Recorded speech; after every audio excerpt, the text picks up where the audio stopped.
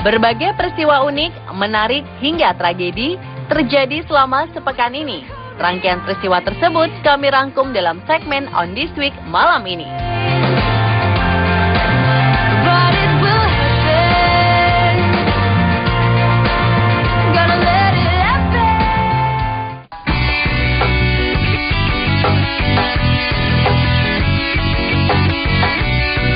Tak ada yang aneh saat melihat sekilas kucing yang bernama Matilda ini. Tubuhnya sama-sama berbulu bagus, seperti kucing pada umumnya.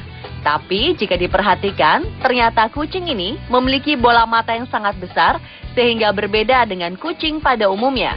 Kucing dengan bulu coklat gradasi hitam ini kini menjadi buah bibir para pengguna situs berbagi foto Instagram. Matilda yang berusia 2 tahun ini menjadi viral karena memiliki mata besar seperti alien.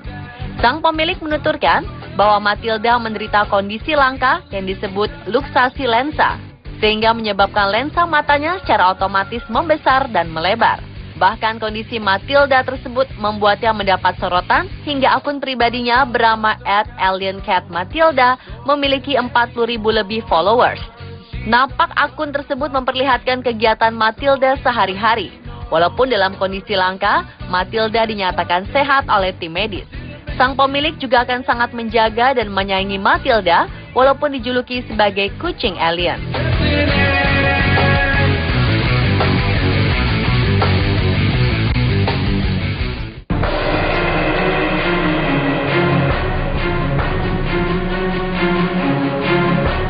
Seorang pria asal Pujiang, Provinsi Zhejiang, Tiongkok bernama Liu merasa tidak kuat lagi menahan beban hidup.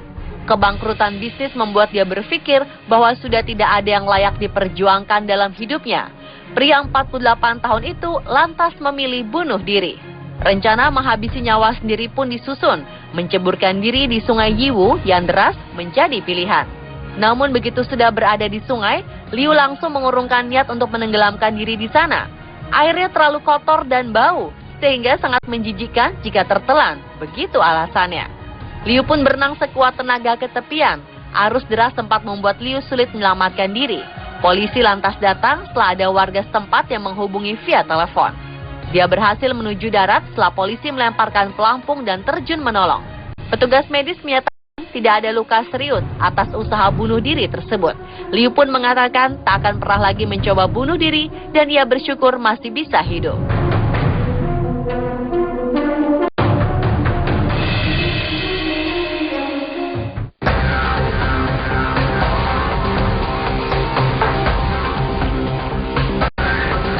Seekor harimau yang kabur dari kebun binatang Georgia ditembak mati setelah menyerang seorang pria hingga tewas. Harimau itu kabur akibat banjir yang menerjang ibu kota Georgia tersebut.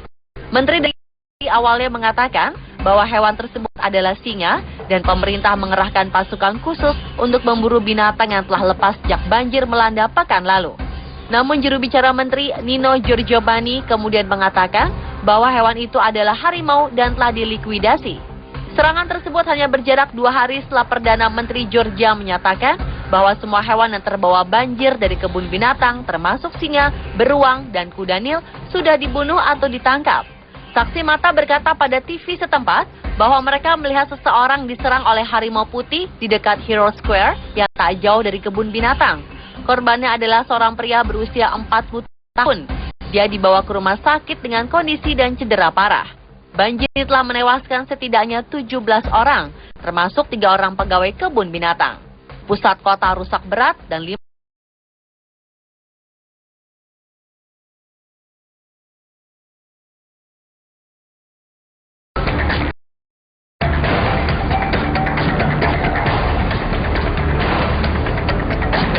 seorang pria Thailand tiba-tiba diserang seekor gajah saat sedang makan malam di restoran yang berada di tepi pantai di Thailand Timur. Pria berumur 28 tahun itu tewas dalam insiden tersebut. Sementara rekan kerjanya mengalami luka-luka. Korban yang merupakan pegawai telekomunikasi itu meninggal setibanya di rumah sakit.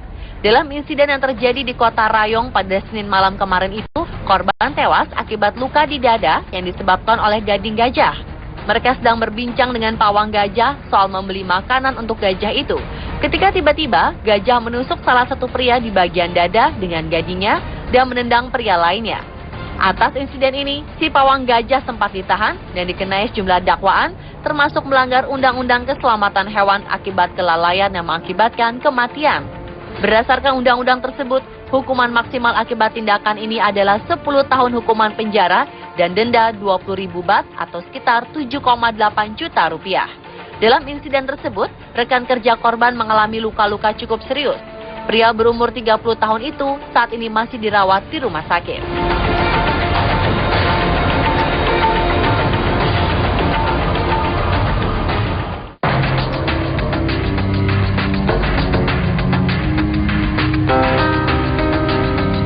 Sedikitnya 6 orang tewas dalam insiden runtuhnya sebuah balkon apartemen di California, Amerika Serikat. Insiden ini terjadi ketika pesta ulang tahun tengah digelar di apartemen yang ada di kompleks kampus Berkeley tersebut. Tragedi ini terjadi di sebuah apartemen yang berjarak 2 blok dari University of California pada Selasa 16 Juni pagi waktu setempat. Kantor Koroner Alameda County memastikan 6 orang tewas dalam insiden ini. Tidak disebut lebih lanjut identitas ke-6 korban tewas, hanya disebut usianya sekitar 21 hingga 22 tahun. Semua korban tewas diketahui berasal dari Irlandia, sedangkan 7 orang lainnya mengalami luka-luka. Beberapa dalam kondisi kritis di rumah sakit setempat. Sebagian besar korban dalam insiden ini merupakan mahasiswa asal Irlandia, kebanyakan berasal dari University College Dublin, universitas terbesar di Irlandia. Mereka sedang dalam program visa kerja dan kuliah yang memperbolehkan mereka untuk mengajar sekaligus kuliah atau melakukan penelitian sembari bekerja secara legal di wilayah Amerika Serikat. Sedikitnya ada 13 orang di balkon tersebut saat kejadian.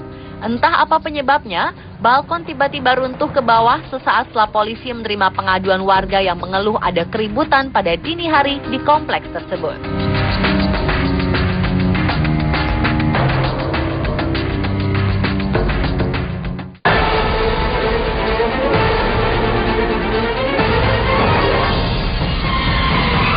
Satu keluarga diperkirakan tertimbun di bawah batu tebing pantai Sadranan Gunung Kidul yang runtuh Rabu 17 Juni kemarin. Ada yang melihat satu keluarga berteduh di bawah tebing, lalu mereka tidak kelihatan setelah tebing roboh. Namun demikian, terkait kebenaran itu, pihaknya belum bisa memastikan sebab sampai saat ini belum ada pihak yang melaporkan kehilangan keluarga. Tampak 2 alat berat memecah batu tebing dan mengeruk sisi batu. Ratusan masyarakat masih berkerumun di sekitar lokasi untuk menyaksikan proses pencarian yang dilakukan oleh tim SAR gabungan. Sampai saat ini, tim telah menemukan 6 korban, 2 orang korban selamat, dan 4 lainnya meninggal dunia.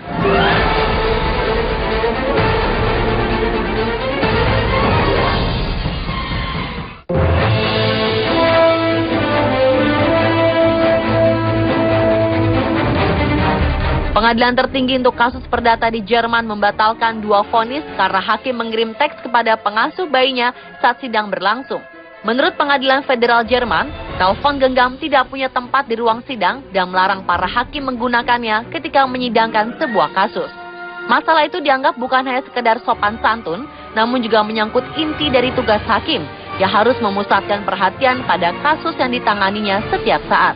Kedua pria yang berperkara di Frankfurt yang terlibat dalam perkelahian dengan menggunakan pisau akan menjalani sidang ulang.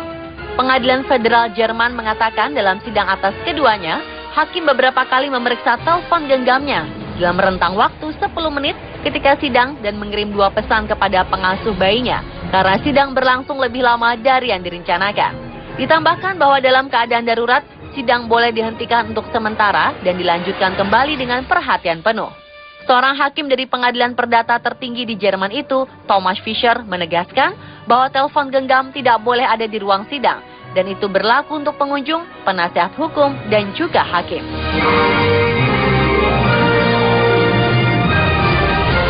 Pemirsa, itulah On This Week versi On The Spot.